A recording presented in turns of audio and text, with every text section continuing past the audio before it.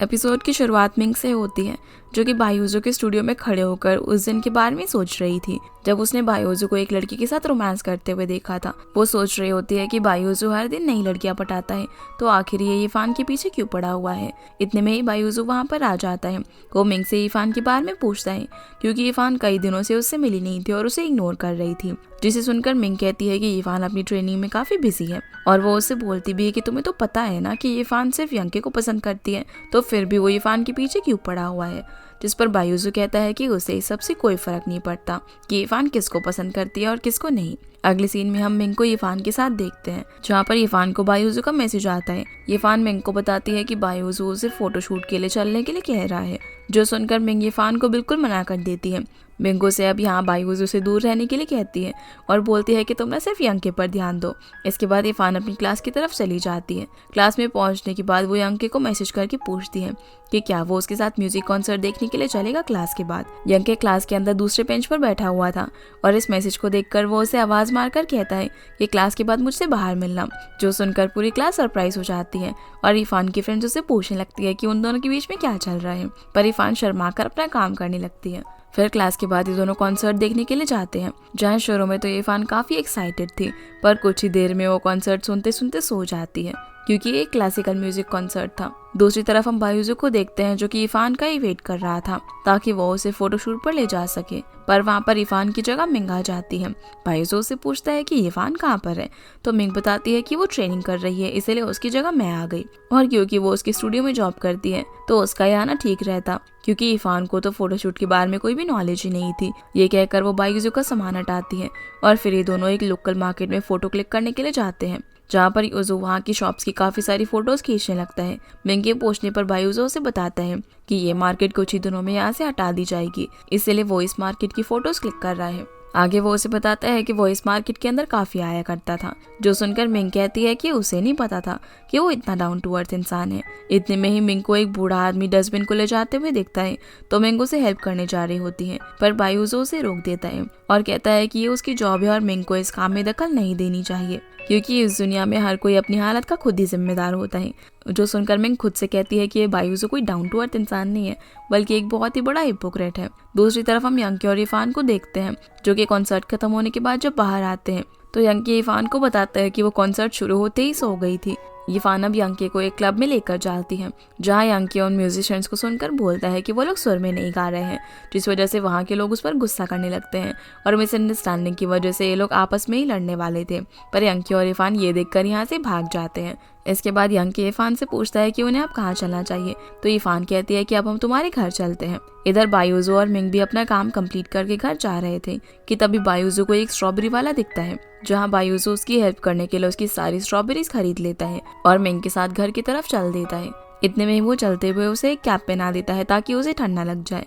अब मिंग को तो ऐसा लग रहा था कि बायोजू अच्छा इंसान नहीं है, पर दूसरी तरफ उसका ऐसा बिहेवियर देखकर वो काफी कंफ्यूज थी। दूसरी ओर यंकी और यीफान उसके घर पहुंचकर गेम खेल रहे होते हैं, जहां काफी देर गेम खेलने के बाद यंकी देखता है कि यीफान सो चुकी है और उसके हाथ में उसका फोन होता है, जिसमें कि एक सॉन्ग प्ले हो रहा था। यंकी को वो म्यूजिक काफी अच्छा लगता है और वो उसे सुनने लगता है। अगले दिन यंकी सुबह सुबह उठकर मिस्टर तांग से मिलने के लिए जाता है, जहाँ उसे पता चलता है कि मिस्टर तांग ने उनके लिए कंपटीशन में भाग लेने के लिए एक चांस मांग लिया है, जो सुनकर यंकी काफी खुश हो जाता है, क्योंकि वो भी उनसे यही बात करने आया था कि उसे कंपटीशन में पार्ट लेना है। दूसरी तरफ यीफान की नींद यंकी के रूम में खुलती है, जहाँ पहले तो वो काफी कंफ्यूज हो जाती है कि वो यहाँ पर सो रही है, लेकिन जब उसे रियलाइज होता है कि वो रात में यंकी के घर पर ही रुक गई थी, जो देखकर वो काफी खुश होने लगती है। यहाँ पर यंकी उसके लिए ब्रेकफास्ट भी बनाकर गया होता है। जब यीफान उसे खाना शुरू करती है तो उसे उसका टेस्ट बिल्कुल भी अच्छा नहीं लगता, पर फिर भी वो उसे सारा खा लेती है और उस ब्रेकफास्ट को खाने की वजह से उसका पेट खराब भी हो जाता है।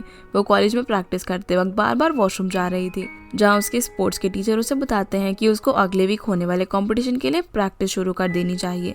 ये सुनकर यीफान कहती है कि उसे तो लगा था कि फ्रेशर्स उस कंपटीशन में पार्टिसिपेट नहीं कर सकते, तो उसके टीचर बताते हैं कि उन्होंने स्पेसिफिकली उसका नाम उस कंपटीशन के लिए दिया है। ये सुनने के बाद वो फिर से टॉयलेट भाग जाती है। सीन अब यंकी पर आता है, जो कि अपने सभी दोस्तों को बताता है कि वो लोग फिर से कंपटीशन में पार्ट ले सकते हैं, जो सुनकर सभी लोग काफी खुश तो होते हैं, पर उनके पास प्रैक्टिस करने के लिए कोई भी जगह नहीं बची थी, क्योंकि उनके रूम के अंदर अब रॉक ग्रुप के लोग प्रैक्टिस कर रहे थे। यंके इस बारे में सोचने लगता है कि वो लोग अब प्रैक्टिस करने के लिए कहाँ जाएंगे। अगले दिन यंके शाओसंग के जिम में जाता है और उससे हेल्प मांगने के लिए पूछता है। शाओसंग उसकी रिक्वेस्ट मान लेता है और यंके अपने सारे इंस्ट्रूमेंट्स के साथ शाओसंग के जिम में शिफ्ट हो जाता है। मिंग ये बात इफान को भी बताती है कि यंके शाओसंग के जिम में अपने कंपटीशन के लिए प्रैक्टिस कर रहा है। जो सुनकर इफान कॉलेज के बाद यंके को देखने के लिए शाओसंग के जिम में जाती है और उन्हें प्रैक्टिस करता हुआ देखकर काफी खुश होती है, क्योंकि वो लोग फिर से कंपटीशन में जा रहे थे। उसी रात अपनी प्रैक्टिस खत्म हो जाने के बाद यंके इफान से मिलने के लिए ग्राउंड में आता है, जहाँ पर वो भी काफी देर तक प्रैक्टिस कर रही थी। वो यंके को बताती है कि अपने मैच के लिए वो भी काफी नर्वस है।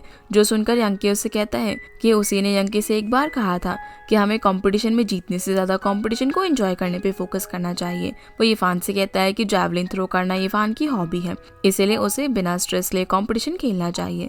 जो सुनकर इफान को काफी अच्छा लगता है और इसके बाद ये दोनों ही अपने अपने कंपटीशन के लिए प्रैक्टिस करना शुरू कर देते हैं। कुछ दिनों बाद यंके के म्यूजिक कंपटीशन का दिन आ जाता है और उसी दिन इफान का भी कंपटीशन था। यंके इफान की दी हुई कैंडी को खाता है और वो अपना परफॉर्मेंस शुरू करता है। उनका परफॉर्मेंस देखकर सभी लोग क्लैपिंग करते हैं। पहले तो सभी लोगों को उनका परफॉर्मेंस काफी बोरिंग लग रहा था, लेकिन जब ये लोग सभी इंस्ट्रूमेंट्स को अच्छे से प्ले करते हैं तब सभी को उनकी परफॉर्मेंस काफी पसंद आती है। दूसरी ओर इफान भी जावलिन में काफी अच्छा परफॉर्म करती है और गोल्ड मेडल जीत लेती है। वो मैच खत्म होने के बाद यंके से मिलने के लिए म्यूजिक हॉल में जाती है, जहाँ पर यंके अकेला बैठकर पियानो प्ले कर रहा था। तो इरफान यंके का पियानो सुनने के लिए स्टेज पर ही बैठ जाती है, पर वहाँ कोई और लड़की भी खड़ी हुई थी जो कि उन्हें देखकर स्माइल कर रही थी। इसके बाद हम इसी लड़की को देखते हैं जिसका नाम तांग तांग है, जो कि उनके कॉलेज में अभी अभी आई थी। वो यंके के दोस्तों से पियानो रूम का रास्ता पूछती है। दूसरी तरफ हम यंके को देखते हैं जहाँ वो इरफान को अपनी क्लब की पार्टी में चलने को कह रहा था। इधर तांग पियानो रूम में यंके के क्लब की मेंबर से बातें कर रही थी। वो सभी लोग तो तांग तांग को देखकर उस पर फिदा हो गए थे, क्योंकि वो बहुत ही खूबसूरत दिखती थी। और तांग भी यहाँ पर उन सभी की तारीफ कर रही होती है कि उन्होंने कल कंपटीशन में काफी अच्छा परफॉर्म किया। इतने में ही यंके वहाँ पर आ जाता है और उसे वहाँ देखकर तांग सीधा उसके पास जाती है और उसका हाथ पकड़ लेती है। जिन दोनों को इस तरह देखकर इरफान तो बेचारी पीछे हो जाती है, क्योंकि उसने कई बार उसे हाई स्कूल में यंके के साथ देखा हुआ था। अगली सीन में हम देखते हैं कि उनकी क्लब पार्टी के दौरान सभी लोग साथ में बैठे हुए थे, जहाँ पर तांग सभी को उसकी और यंके की बचपन की फ्रेंडशिप के बारे में बता रही होती है। वो बताती है कि वो और यंके साथ में पियानो प्ले किया करते थे और उसमें यंके उसकी काफी मदद करता था। जब वो इन सभी लोगों को कहानी सुनाने में बिजी थी, उस समय यंकी इरफान के साथ अकेले जाकर बैठ जाता है, क्योंकि उसे उसकी कहानी सुनने में कोई भी इंटरेस्ट नहीं था। यंकी और इरफान एक दूसरे को देखकर मुस्कुराने लगते हैं। इसके बाद जब इरफान वॉशरूम में होती है तभी तांग वहाँ पर आ जाती है। इरफान जब अपने हाथ धो रही थी तो गलती से पानी तांग की ड्रेस के ऊपर गिर जाता है। इरफान उसे सॉरी बोलती है, पर तांग उसे कहती है कि उसे सॉरी बोलने की कोई जरूरत नहीं है, बल्कि इसके बदले ना वो उसे नई ड्रेस दिला दे। जो सुनकर इरफान कुछ भी समझ नहीं पाती। तांग उसे एकदम से दीवार की तरफ पुश करती है और उसे थैंक्स बोलती है उसके एब्सेंस में यंके का ध्यान रखने के लिए, और कहती है कि पर अब वो आ चुकी है, इसलिए अब उसे यंकी से दूर रहना चाहिए, क्योंकि इरफान यंकी की लाइफ में कुछ भी नहीं है। और ये कहकर वो यहाँ से चली जाती है। जिसकी ऐसी बातें सुनकर इरफान को गुस्सा तो आता है, पर वो कुछ नहीं बोल पाती। आगे हम यंके के फ्रेंड्स को देखते हैं जो कि तांग से कह रहे होते हैं कि वो उसे घर छोड़ आएंगे, पर तांग यंके को देख लेती है जो कि इरफान को घर छोड़ने के लिए जा रहा था। ये देखकर तांग यंके के पास जाती है और जानबूझकर अपना पैर मोड़ लेती है। वो यंके से बोलती है कि उसके पैर में मोच आई है तो क्या वो उसे उसके घर छोड़ा सकता है, पर यंके तो उसे साफ मना कर देता है और बोलता है कि मैंने इरफान को बोला है कि मैं उसे घर छोड़ कर आऊंगा। पर इरफान उसे बोलती है कि कोई बात नहीं, वो अपने आप घर चली जाएगी और तुम तांग को छोड़कर आ जाओ। और तांग के बार बार कहने पर वो उसे घर छोड़ने के लिए चला जाता है, जहाँ तांग उसे बताती है कि उसने एक अमेरिकन स्कूल ढूंढा है जहाँ वो दोनों ही पियानो डुएट के लिए ऑडिशन दे सकते हैं। ये सुनकर यंके उसे कहता है कि उसे लगता है कि तांग को अब सोलो ही परफॉर्म करना चाहिए, चाहे वो कभी भी पियानो प्ले करे या फिर इंटरव्यू देने की बात हो। ये कहकर वो यहाँ से चला जाता है। दूसरी ओर हम इरफान को देखते हैं जो कि मुंह लटकाकर अकेले घर जा रही होती है कि तभी उसे रास्ते में बायूसो मिल जाता है। वो उसे उसके साथ राइड पर चलने के लिए कहता है, क्योंकि इरफान काफी सैड लग रही थी। पर इतने में ही मिंग भी वहाँ पर आ जाती है, जो जानती थी कि इरफान को बायूसो के साथ अकेला छोड़ना सेफ नहीं है। इसलिए वो बायूसो से कहती है कि वो उसके साथ राइड पर नहीं जा सकती, क्योंकि उनके हॉस्टल के गेट बंद होने वाले हैं और उन्हें टाइम से वहाँ पर पहुँचना होगा। ये बोलकर वो इसे यहाँ से जाने को कहती है और बायूजो भी यहाँ से चला जाता है। अब इरफान को उदास देखकर मिंगू से पूछती है कि तुम्हें क्या हुआ है, तो वो उसे बताने लगती है कि यंके की बचपन की फ्रेंड वापस आ चुकी है। फिर हम बायूजो को देखते हैं जो कि अपने स्टूडियो में आ चुका था, जहाँ हम तांग को पहले से ही बैठा हुआ देखते हैं। और यहाँ इनकी बातों से हमें पता चलता है कि बायूजो तांग का कजन है, और हमें यहाँ पर यह भी पता चलता है कि तांग ने ही बायोजू को यीफान के पीछे पड़ने के लिए कहा था ताकि वो यंके के ज्यादा क्लोज ना जा पाए और उसका रास्ता क्लीन रहे। पर इतने दिनों से बायोजू यीफान के पीछे पड़ा हुआ है और वो अभी तक उसकी बातों में नहीं फंसी, जिसके काम से तांग उससे काफी डिसअपॉइंट होती है। पर बायोजू कहता है कि यार तुम चिंता मत करो, मैं जब चाहूँ तब यीफान को पटा सकता हूँ। बायोजू बोलता है कि आखिर ये यंकी में ऐसा क्या है जो कि तुम और यीफान दोनों उसके पीछे पड़ी हुई हो, मुझे तो वो बड़ा एवरेज सा लगता है और तुम चिंता मत करो, मैं जल्दी यीफान को पटा लूंगा। ये बोलकर दोनों ड्रिंक करने लगते हैं। दूसरी तरफ यीफान मिंग को बताती है कि तांग यीफान की बचपन की दोस्त है जो कि अब वापस आ चुकी है और कैसे उसने वॉशरूम के अंदर उसे धमकी दी थी कि वो यंके से दूर रहे। ये सब सुनकर मिंग यीफान के लिए एक ऑनलाइन महंगी सी ड्रेस ऑर्डर करती है ताकि वो तांग के सामने थोड़ी सी अच्छी दिख सके। अगले दिन यीफान उस ड्रेस को पहनकर अपने कॉलेज में एंटर करती है, जहाँ वो देखती है कि उसने और तांग ने सेम ही ड्रेस पहन रखी थी। ये देखकर तांग काफी एम्बैरेस्ड होती है और वो यीफान को पकड़कर जल्दी से लिफ्ट में लेकर चली जाती है ताकि उन्हें कोई देख ना पाए। क्लास में जाकर ये दोनों यंके के अगल बगल बैठ जाती है। तांग यीफान से उसकी ड्रेस के बारे में पूछ रही होती है। तभी यंके के एक फ्रेंड से यीफान की ड्रेस पर ड्रिंक गिर जाती है, जो देखकर यंके अपनी शर्ट निकाल कर यीफान को पहना देता है और उसे जल्दी से ड्रेस चेंज कर आने के लिए बोलता है। जिन दोनों को इस तरह देखकर तांग को काफी जेलसी होती है। अगले सीन में हम यीफान को शाओसंग और मिन के साथ एक रेस्टोरेंट में देखते हैं, जहाँ पर यीफान आज के इंसिडेंट की वजह से काफी गुस्से में थी। शाओसंग उससे पूछता है कि आखिर उस लड़की में ऐसा क्या है जिसकी वजह से यीफान इतनी इनसिक्योर फील कर रही है। तभी तांग वहाँ पर आ जाती है, जिसे देखकर शाओसंग की आंखें फटी की फटी रह जाती है और वो उस पर से नजर हटा ही नहीं पाता। तांग यहाँ पर यीफान को उसकी ड्रेस का टैग देती है जो कि वहीं पर गिर गया था और बोलती है कि अगर ये ड्रेस उसे रिटर्न करनी है तो उसे टैग तो चाहिए ही होगा ना। ये कहकर वो यहाँ से चली जाती है। शाओसंग को उसे घूरता हुआ देखकर यीफान को उस पर और ज्यादा गुस्सा आता है। मिंग अब यहाँ पर यीफान को आइडिया देती है कि उसे न कोई ऐसी चीज करनी चाहिए जिसमें वो काफी अच्छी हो और तांग इसके अंदर अच्छी ना हो। जो सुनकर यीफान को एक वॉलीबॉल मैच का आइडिया आता है। वो तांग के साथ एक वॉलीबॉल मैच खेलती है जिसमें वो काफी अच्छी थी, पर तांग ठीक से खेल नहीं पा रही थी। फर्स्ट मैच खत्म होने के बाद यंके वहाँ पर मैच देखने के लिए आ जाता है और जैसे ही दूसरा मैच शुरू होता है तो शो ऑफ करने के चक्कर में यीफान बॉल को ज्यादा जोर से हिट कर देती है, जो कि जाकर सीधा यंके के सर पर लगती है, जिस वजह से वो बेचारा वहीं पर बेहोश हो जाता है। इसके बाद हम यीफान को इन्फर्मरी में देखते हैं, जो कि यंके से मिलना चाहती थी पर तांग उसे उससे मिलने नहीं देती। वो यीफान से कहती है कि उसकी वजह से ही उसे चोट लगी है, इसीलिए वो उससे दूर रहे।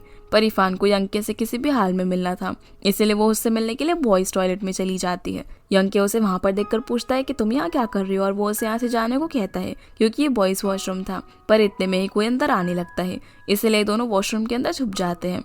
यंके उससे पूछता है कि वो यहाँ पर क्या कर रही है, तो यीफान बताती है कि वो यहाँ पर उसे सॉरी बोलने के लिए उसके लिए बिस्किट बनाकर लेकर आई थी।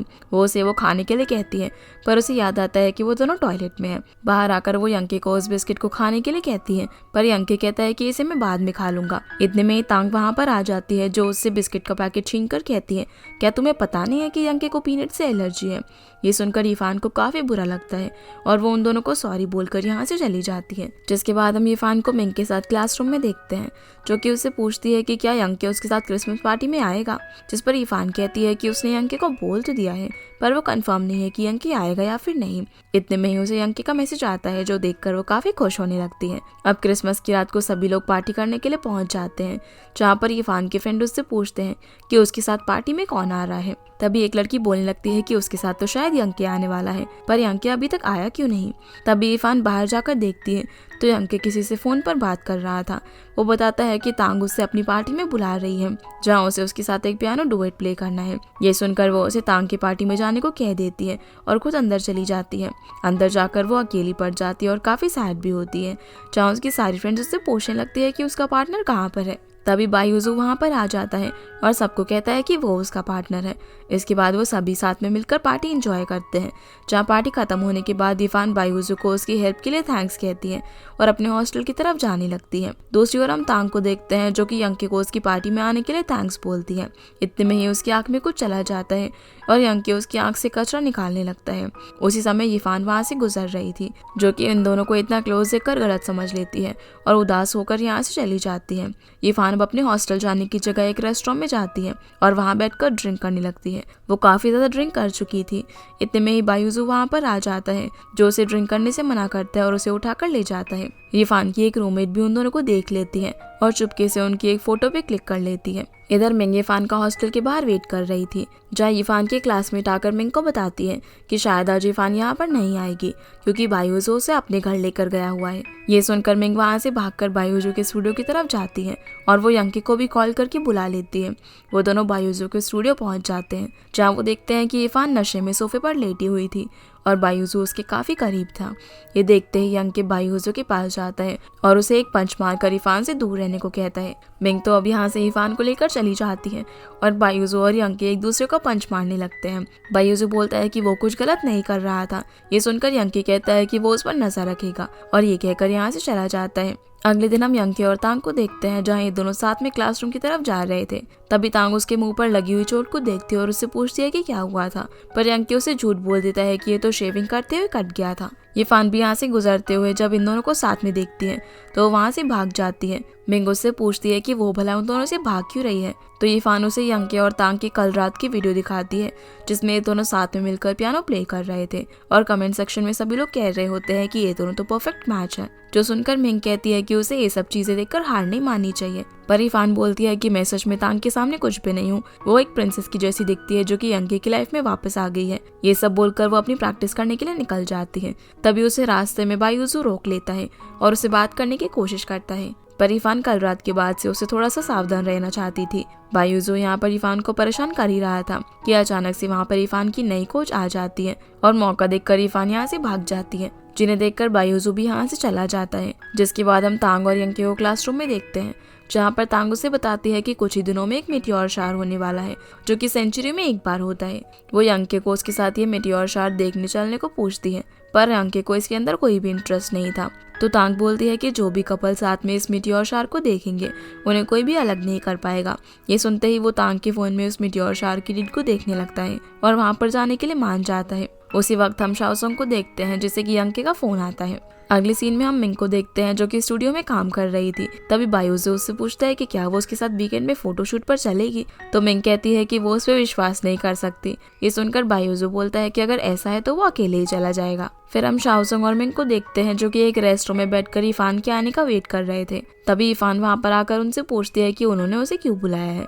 शाओसोंग बताता है कि जल्दी एक मेटियोर शार होने वाला है, इसलिए वो इरफान और मिंग के साथ उसे देखने के लिए जाना चाहता है। जो सुनकर इरफान पूछती है कि भला उसे कब से इन सब चीजों में इंटरेस्ट आ गया, तो शाओसोंग कहता है कि उसे तो बचपन से स्पेस से रिलेटेड चीजों में काफी इंटरेस्ट है। पर सच तो ये था कि यंकी ने ही शाओसोंग को कहा था कि वो इरफान को लेकर मेटियोर शार देखने के लिए आए ताकि वो दोनों साथ में उस मेटियोर शार को देख सके। जिसके बाद वीकेंड पर यंकी और तांग को देखते हैं जिन्होंने मेटियोर शार की लोकेशन के पास एक होटल बुक कर रखा था और ये दोनों वहाँ पर पहुँच जाते हैं, जहाँ तांग तो इस बात से काफी खुश थी कि यंकी उसके बगल वाले रूम में रहेगा, लेकिन वो ऊपर वाले फ्लोर पर अपना रूम लेता है। जब ये लोग अपने अपने रूम में जाते हैं तभी वहाँ पर शाओसोंग, मिंग और इरफान आ जाते हैं, जहाँ शाओसोंग यंकी के कहने पर इरफान के लिए ऊपर वाला रूम लेता है। इसी बीच इन लोगों की आवाज सुनकर यंकी भी वहाँ पर आ जाता है और इरफान को वहाँ पर देखकर सरप्राइज होने की एक्टिंग करता है।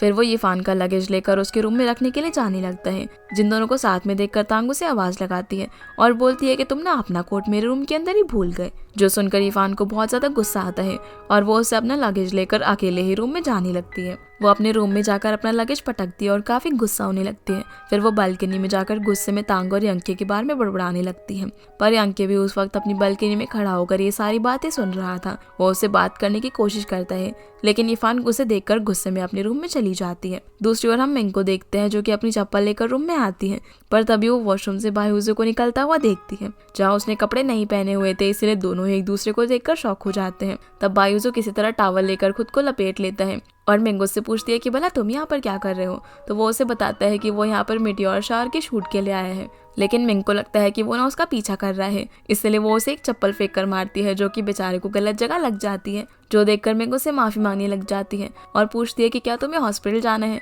पर वो कहता है कि नहीं, मैं ठीक हूँ और तुम्हें ना इसकी रिस्पॉन्सिबिलिटी लेनी पड़ेगी। मिंग बोलती है कि मैं कंपनसेशन के तौर पर ना तुम्हें पैसे दे दूंगी और अभी जो कुछ भी हुआ है वो प्लीज तुम किसी को भी मत बताना। ये बोलकर वो वहाँ से चली जाती है। इसके बाद हम इन सभी लोगों को बाहर डाइनिंग एरिया में देखते हैं, जहाँ ये सभी लोग बारबेक्यू की तैयारी कर रहे थे और इस वक्त तांग पूरे वक्त सिर्फ यंकी के पास ही चिपकी हुई थी।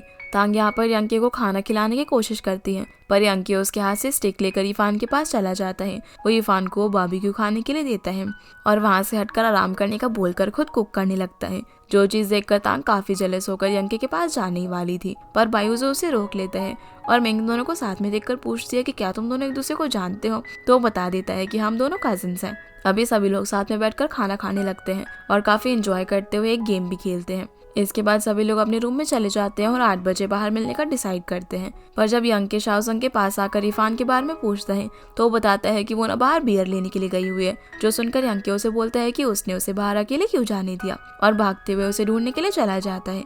दूसरी ओर हम मिंग को बायूजू के साथ देखते हैं, जहाँ वो दोनों फोटोशूट की तैयारी कर रहे थे और यहाँ काम करते हुए मिंग बायूजू से पूछती है कि क्या वो सच में इरफान से प्यार करता है, जिसका जब वो कोई जवाब नहीं देता तो वो उसे बोलती है कि वो उसे इरफान का फायदा नहीं उठाने देगी और वो कितनी बेवकूफ लड़की है जो कि उस जैसे प्लेबॉय को पसंद करती है, जिसकी इस बात से हमें पता चलता है कि वो बायूजू को पसंद करती है, जो सुनकर बायूजू भी हैरान हो जाता है।